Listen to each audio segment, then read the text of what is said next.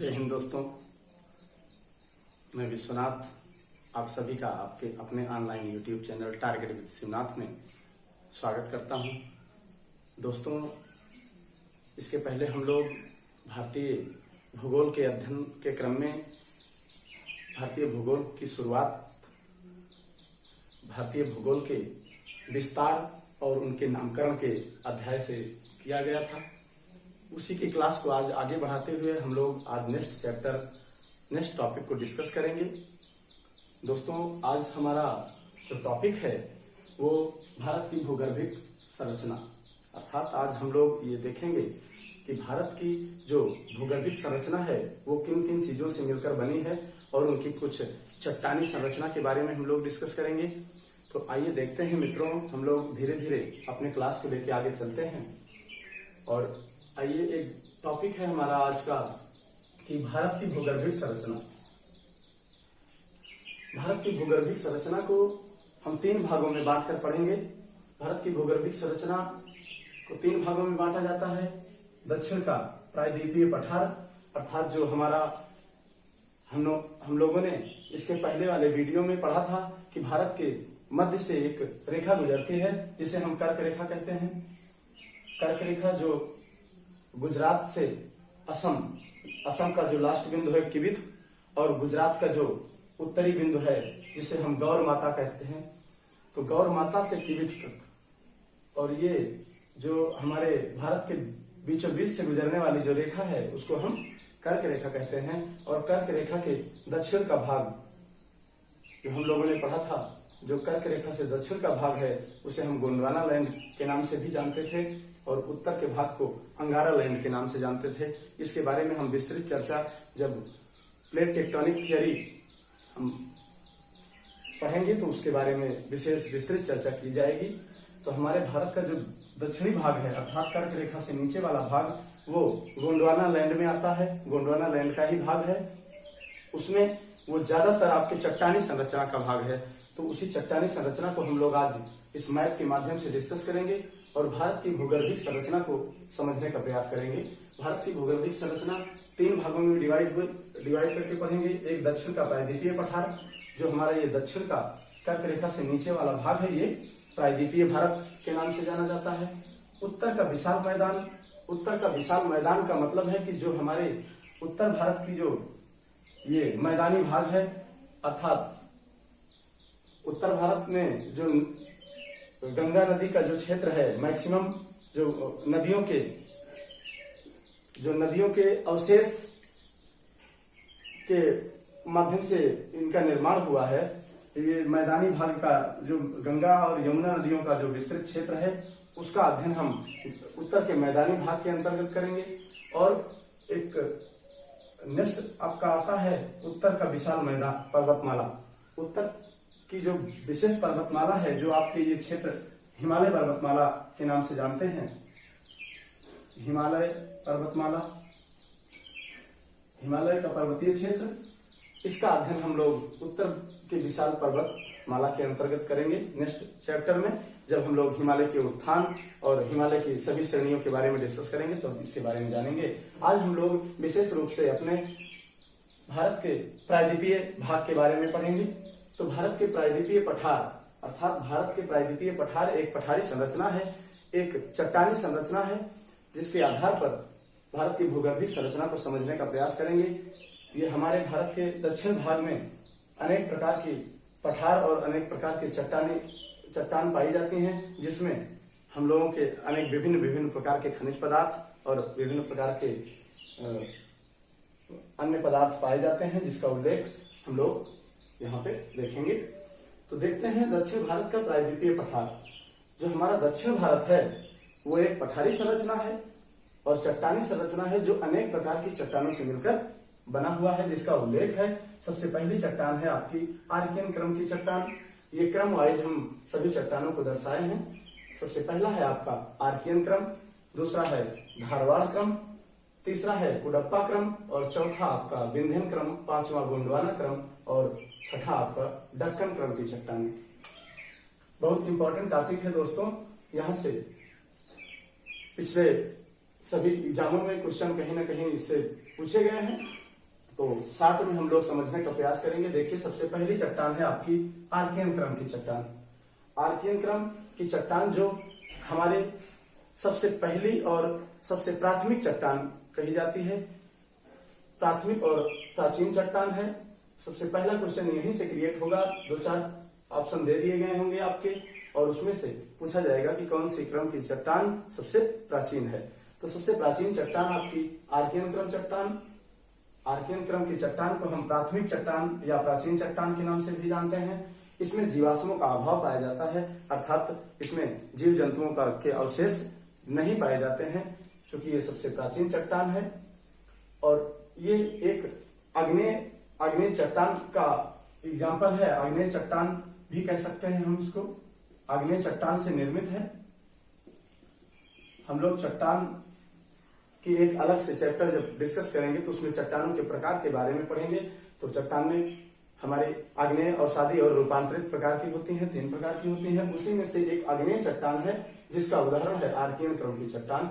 Archaean क्रम की चट्टान अर्थात ये प्राथमिक और प्राचीन चट्टान इसको कहते हैं, और ये आग्नेय चट्टानों से मिलकर बनी होती हैं, जिसमें जीवाश्मों का अभाव होता है, और कम से कम इसका लगभग 2/3 भाग, हमारे दक्षिण भारत का लगभग 2/3 भाग ये हमारे आर्कियन क्रम की चट्टानें कवर करती हैं। आइए इनके विस्तार के बारे में देखते हैं। आर्कियन क्रम की चट्टानों का विस्तार जो हमारे दक्षिण भारत क्षेत्र में है वो है, देखिए ये जो ब्लू कलर में स्पॉट दिखाए गए हैं ये आपके आर्कियन क्रम की चट्टानें हैं। जैसे ये आपका ये कौन सा भाग है, देखिए आप राजस्थान का दक्षिण पूर्वी भाग, अर्थात राजस्थान के दक्षिण पूर्वी भाग में आर्कियन क्रम की चट्टानें, और इधर तमिलनाडु क्षेत्र में आपके दक्षिण पूर्वी तमिलनाडु क्षेत्र, और ये आपका आंध्र प्रदेश क्षेत्र, और ये आपका कर्नाटक क्षेत्र, अर्थात इन क्षेत्रों में आर्कियन क्रम की चट्टानों का विस्तार पाया जाता है।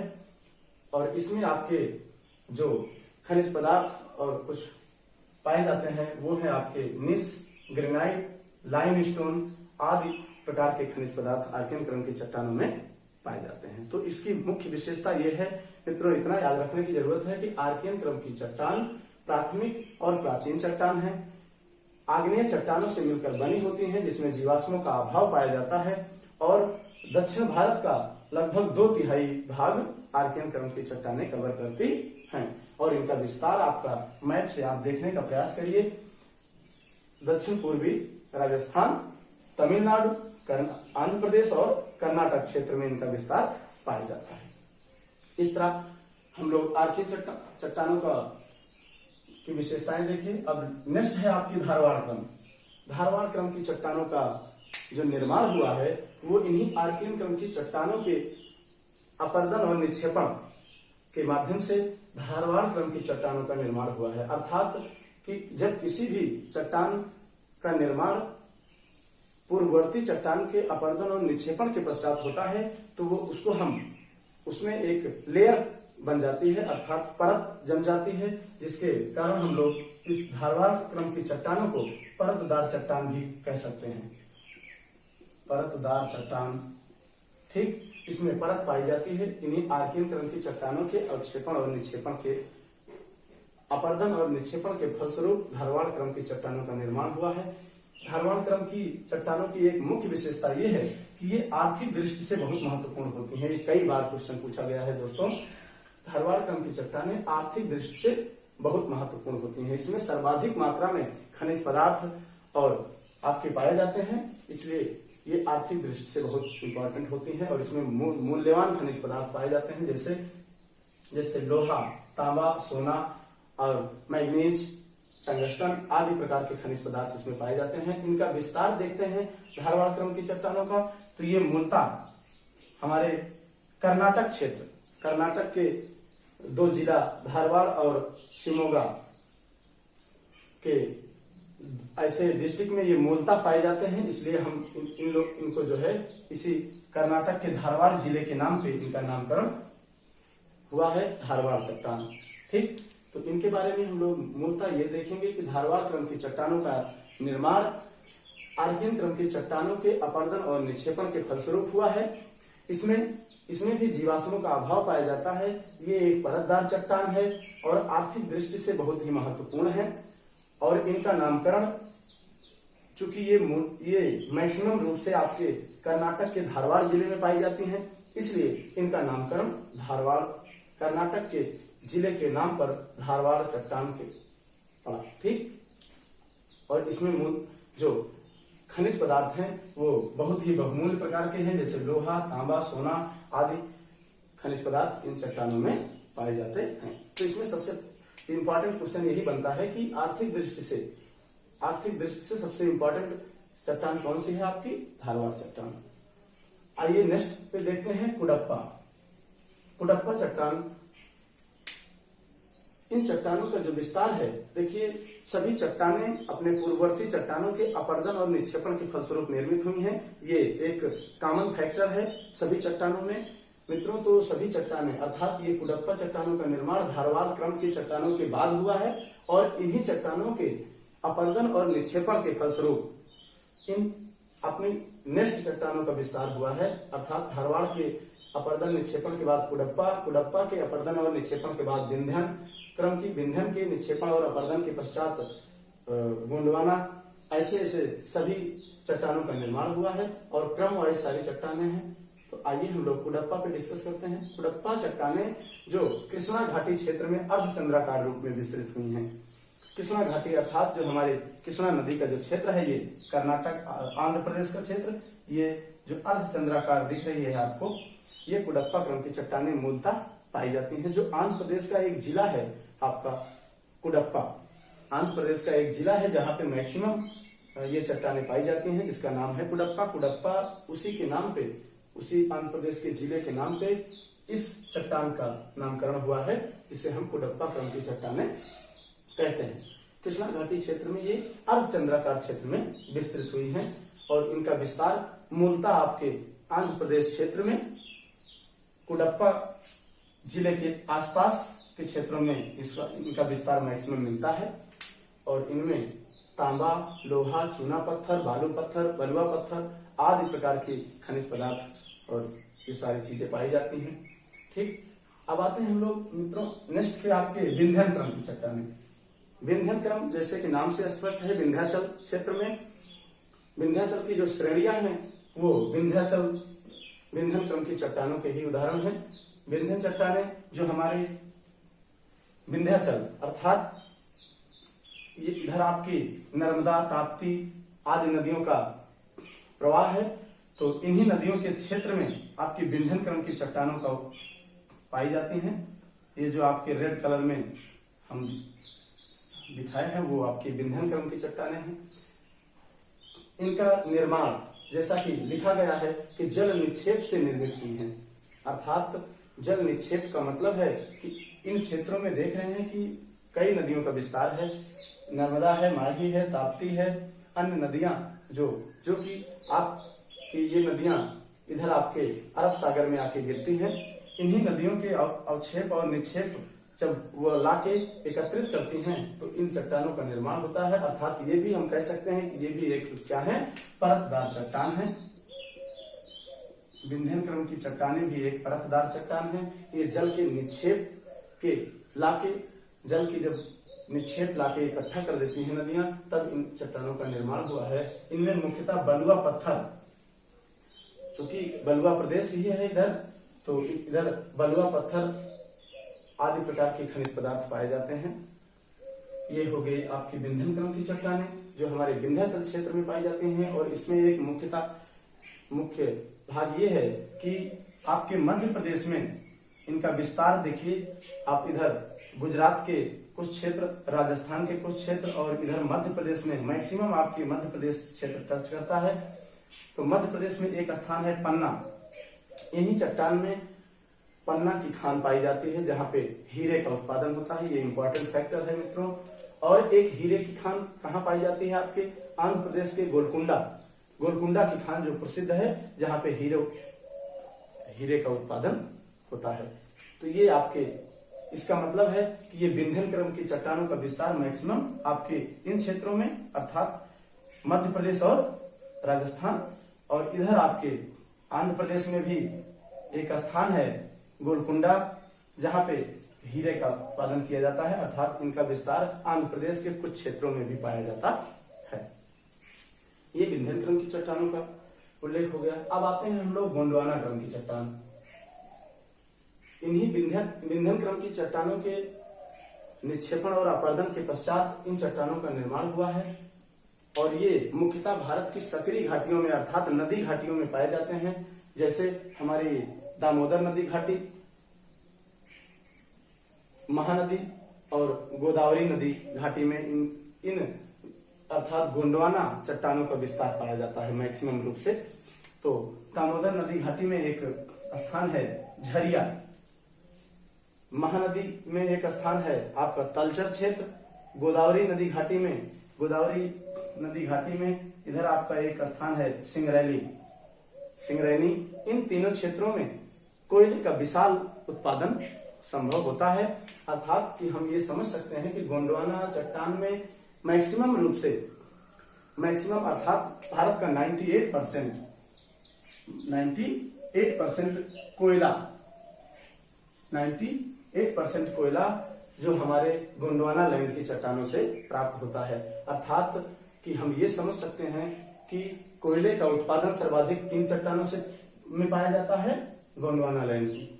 तो एक क्वेश्चन कई बार पूछा गया है, रिपीट हुआ है कि कोयले की दृष्टि से जो इम्पोर्टेंट चट्टान है वो कौन सी है, आपकी गोंडवाना लैंड की चट्टान। और खनिज की आर्थिक दृष्टि से कौन इम्पोर्टेंट है, ये आपकी धारवाड़ क्रम। इन दोनों चट्टानों से कई बार क्वेश्चन पूछा गया है, बहुत याद रखने का प्रयास करिएगा मित्रों। अब देखते हैं गोंडवाना लैंड भारत की सक्रिय घाटियों में पाया जाता है। सक्रिय घाटियां अर्थात दामोदर, महानदी और गोदावरी क्षेत्र भारत के कोयले के विशाल भंडार हेतु प्रसिद्ध है।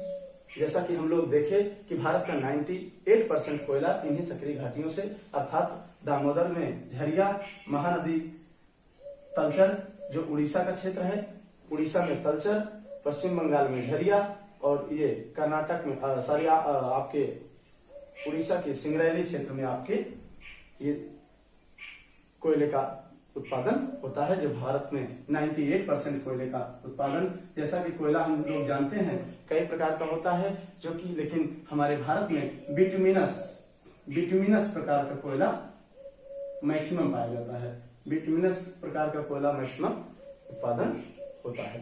ठीक, तो इनमें जीवाश्म पाए जाते हैं और इनसे प्राप्त खनिज क्या है, बलुआ पत्थर, चीनी मिट्टी, लिग्नाइट और चूना पत्थर भी कहीं कहीं पाए जाते हैं। तो ये सब खनिज आपकी गोंडवाना लैंड में पाए जाते हैं। नेक्स्ट है आपकी और अंतिम चट्टान है जो आपकी दक्कन चट्टान, अर्थात दक्कन का मतलब है कि आपके दक्षिण भारत में जो ये आपका महाराष्ट्र का जो क्षेत्र है, मैक्सिमम महाराष्ट्र के क्षेत्र में दक्कन चट्टानों का निर्माण हुआ है।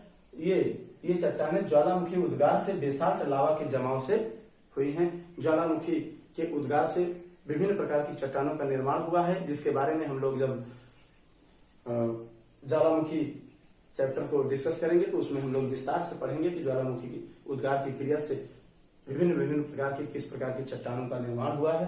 तो ये हमारे दक्कन की चट्टान उसी में से एक है जो ज्वालामुखी उद्गार क्रिया से बेसाल्ट लावा के जमाव के कारण हुआ है, जिनका जो मैक्सिमम क्षेत्र है वो आपका मैक्सिमम ये चट्टानें आपके किस क्षेत्र में पाई जाती हैं, महाराष्ट्र क्षेत्र में इनका विस्तार पाया जाता है।